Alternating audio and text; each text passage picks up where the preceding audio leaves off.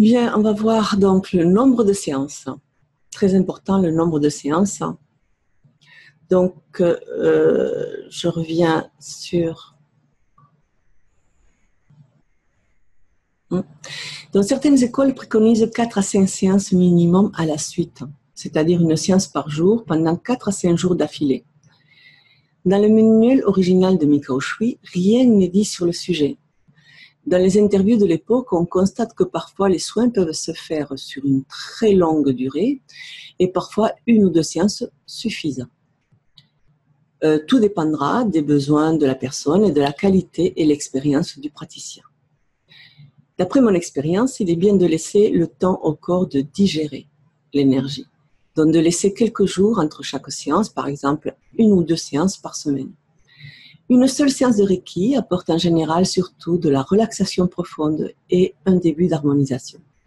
Sachant aussi que parfois, il peut y avoir des personnes qui vont réagir fortement à la première séance, se débarrasser de certaines émotions qui étaient prêtes à être libérées. Dans ce cas, cela peut être très perturbant et parfois très violent, suivant les émotions évacuées. Chacun est vraiment différent.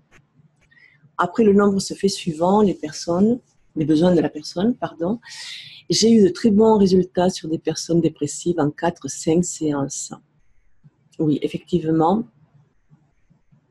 Alors, on va venir ici. Alors, c'est vrai qu'il y a, dans le Reiki occidental, on dit qu'il faut 4 séances d'affilée, c'est-à-dire lundi, mardi, mercredi, jeudi. Et on fait 4 séances. Ça, c'est bien lorsqu'on subit une chignon, lorsqu'il y a un manque d'énergie, parce qu'en fait, on fait du gavage, du gavage énergétique, on apporte au maximum d'énergie. Oui, mais au début, j'ai fait ce qu'on m'a dit de faire. J'ai essayé. D'ailleurs, je te conseille d'essayer aussi. Parce que l'expérience est importante de pouvoir voir et constater par soi. Et donc, je me suis rappelé que mon acupuncteur m'avait dit, parce qu'à l'époque, lorsque j'ai fait ma première thérapie, c'était avec un acupuncteur et un ostéopathe qui travaillaient en somato-émotionnel. Et donc, l'acupuncteur m'avait dit, même l'ostéopathe m'avait dit, je ne veux pas te voir avant 15 jours.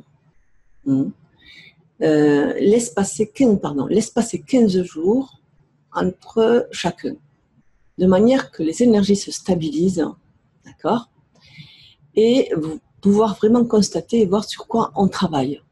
Très important. Parce que lorsqu'on fait une séance énergétique à quelqu'un, la séance ne s'arrête pas là, d'accord. Ces énergies vont travailler pendant 1 semaine et 10 jours. Donc, on va avoir des choses qui vont remuer pendant 1 semaine et 10 jours, et après ça va se stabiliser. Donc, lorsqu'on va faire du gavage, qu'on va un jour après l'autre, qu'on va se mettre là et qu'on va donner de l'énergie, effectivement, le corps, ça fait beaucoup de choses à traiter, parce qu'on a dit que c'était de l'information. L'énergie est de l'information. Ce sont des fréquences qu'on va donner, c'est de l'information qu'on donne au corps.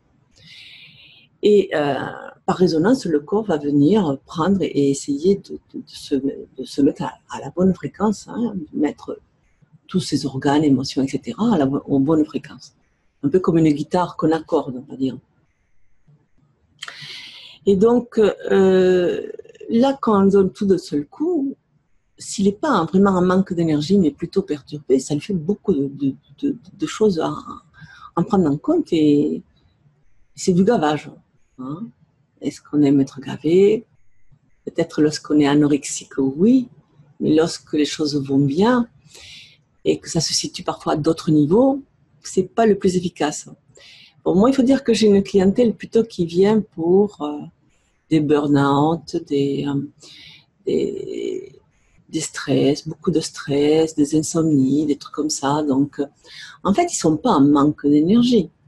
C'est plutôt, voilà, des somatisations, on va dire, émotionnelles qui sont là, qui travaillent. Et je me suis rendu compte qu'en fait, 1 fois par semaine, c'est parfait. 1 fois par semaine, ça permet quelque part au corps d'avoir une bonne séance. Bon, il faut dire que on est 2 à travailler sur la personne, un petit peu comme avec Ayashi, donc on est 2 à travailler dessus.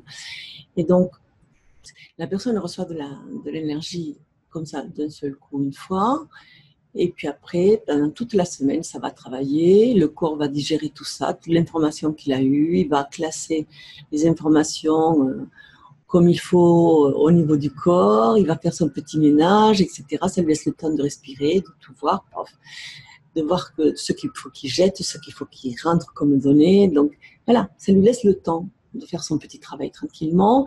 La semaine d'après, la personne, elle revient, on lui fait encore un traitement. Hop, la personne, ça lui laisse le temps à nouveau d'engranger les nouvelles informations et de faire à nouveau son petit nettoyage, son petit rangement. Et, hop, et là, en 4 séances, on a vraiment des effets bœufs, hein, même déjà en 3 séances. Alors moi, je garde le principe de 4 séances. Pourquoi? Parce que c'est plutôt le côté numérologie,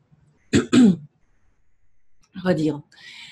À la première séance, souvent, on va quelque part, voilà, harmoniser le corps. Hein. Le corps est stressé, il faut le détendre, donc il va se détendre. On va amorcer déjà ça. À la deuxième séance, on va pouvoir déjà, quelque part, nourrir un peu plus ce corps. Hein. Pourquoi? Parce qu'on l'a mis apte à se nourrir à la première séance, être déjà dans cette détente, essayer voilà, de préparer le terrain pour les autres séances. Hein. Pourquoi? Juste une séance, c'est souvent que la relaxation pour une personne. Même si, en une séance, on peut avoir quand même des bons résultats. Tout dépend de ce qu'on a à lâcher. Hein.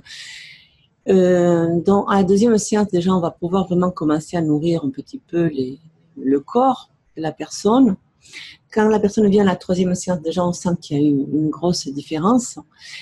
Et la quatrième va quelque part finaliser, ancrer le travail qu'on a fait. Parce que la personne va aller mieux. Et ça ne veut pas dire que ce mieux-là soit stable. Donc, la quatrième séance, c'est carré. Hein. Ça permet justement de finaliser. Et la troisième séance a permis quelque part de concrétiser le travail. C'est un petit peu au niveau de la numérologie, le 3 c'est la réalisation, on va dire. C'est la communication, la réalisation. C'est on va dire, le résultat. Et le 4 permet vraiment de concrétiser les énergies. Et ça, c'est bien. Et c'est vrai que c'est rare que j'ai eu besoin qu'une personne vienne une 5e fois. C'est vraiment rare. Mais bon, il y a des personnes qu'ils ont besoin après par la suite. Mais si la personne a vraiment une pathologie, moi, les pathologies, j'en ai pas, c'est plutôt côté émotionnel, hein, parce que je suis plutôt spécialisée par le côté émotionnel avec le FT et Access Bar et autre chose, donc tout ce qui est mémoire. Mais des personnes qui viennent avec une pathologie, problème de poumon, problème de physique, hein. Effectivement, là, c'est quelque chose que c'est pas en 4 séances qu'on va les résoudre. Hein. Il lui a fallu combien de temps à la personne pour être dans cet état-là? Donc, il faudra autant de temps pour, pas peut-être autant de temps, mais il faudra beaucoup de temps pour que la personne se sorte de là aussi. Hein. Donc, il n'y a pas de règle définie pour le nombre de séances. Il ne faut pas se braquer sur un nombre de séances. On m'a dit 4 séances, je fais 4 séances. Non. Vois, pratique et tu verras bien. Hein. Et après, tu verras, toi, qu'est-ce qu'il faudra. Et en plus, ça va changer en fonction de ta qualité et ton débit de Reiki.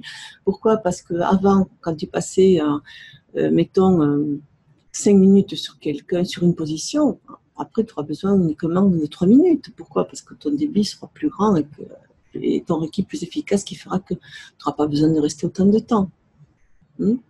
Donc, voilà. Va à ton feeling.